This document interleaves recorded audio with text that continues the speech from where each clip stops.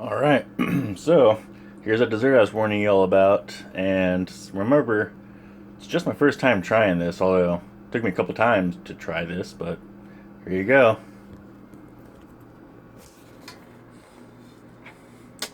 Let's see. It's a chocolate hemisphere ball with a chocolate heart. White chocolate heart I made with sprinkles, some stroop waffles, strawberries, and let's see what I hid inside. Oh, and it's hot caramel sauce. Let me get positioned.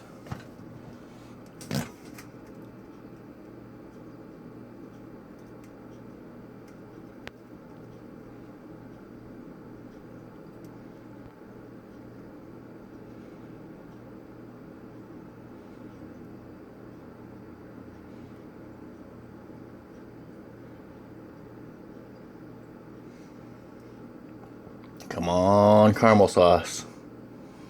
But, as you can see, well, kind of see, there's some ice cream and a stroop waffle below it.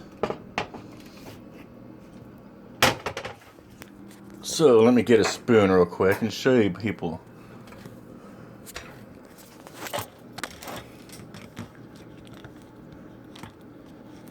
Ice cream. Goodness.